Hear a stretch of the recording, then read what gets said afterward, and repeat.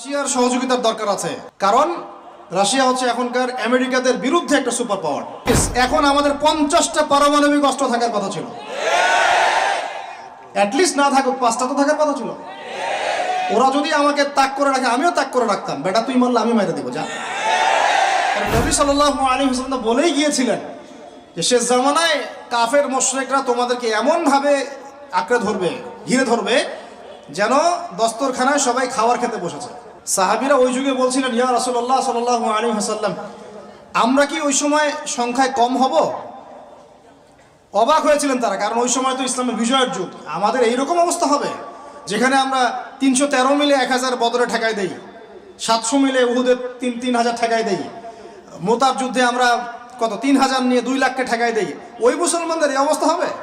সাহাবীরা বলছিলেন অবাক হয়ে। তখন নবীজি বলছেন, হ্যাঁ তোমাদের অবস্থা এরকম হবে, তোমরা সংখ্যায় হবা সমুদ্রের ফেনার মতো, কিন্তু 2টা জিনিস তোমাদেরকে পেয়ে বসবে, এই 2টার কারণে এই পরিণতি তোমাদের হবে।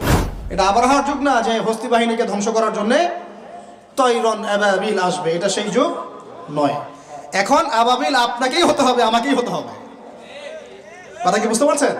এটা নিজেদের তাকদীর, নিজেদের ভাগ্য, নিজেদের মানে ভবিষ্যৎ আল্লাহর উপর তাওয়াক্কুল করে তার হুকুম মেনে আমাদেরকে করতে হবে ইনশাআল্লাহ।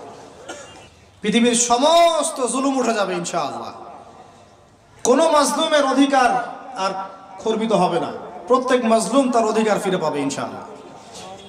একটা বাচ্চার রক্তের প্রতিশোধ আমরা নিব ইনশাআল্লাহ, একটা বোনের ইজ্জতের বদলা আমরা নিব ইনশাআল্লাহ, একটা ভাই যাদেরকে অন্যায়ভাবে হত্যা করা হয়েছে এদের রক্তের বদলা আমরা নিবই নেব ইনশাআল্লাহ। আমরা বেঁচে না থাকলে আমার সন্তান নেবে ইনশাআল্লাহ, ও বেঁচে না থাকলে তার সন্তান নেবে ইনশাআল্লাহ। আমরা কিছু ভুলি নাই, ভুলে যাবও না ইনশাআল্লাহ।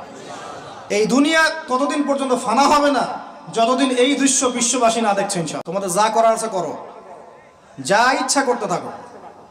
এখন বিশ্বের মুসলমানদের রক্তের হোলি খেলায় মেতেছে, যেখানে মুসলমান সেখানেই নির্যাতন, চায়নায় নির্যাতন, ওইখানে ইয়াতে কি বলবো ওটা কি সিরিয়াতে নির্যাতন, তারপর ইয়েমেনে নির্যাতন, ফিলিস্তিনে নির্যাতন, ইরাকে করে গেল, হ্যাঁ, তারপরে ওই যে লেবাননে করে, জর্ডানে করতেছে, আরব কান্ট্রিগুলোর মধ্যে, আফ্রিকার কান্ট্রিগুলো, যে কোনো জায়গাতে তাকান দেখবেন খালি মুসলমানদের উপর নির্যাতন আর নির্যাতন চলতেছে। এর জন্য শুধু ওরা দায়ী নয়, এর জন্য আমরাও দায়ী। কেন নির্যাতন আসবে না, কেন আল্লাহর গজব আসবে না? কারণ নবী সাল্লাল্লাহু আলাইহি ওয়াসাল্লাম বলেই গিয়েছিলেন যে শেষ জামানায় কাফের মুশরিকরা তোমাদেরকে এমন ভাবে আঁকড়ে ধরবে, ঘিরে ধরবে, যেন দস্তরখানায় সবাই খাবার খেতে বসেছে।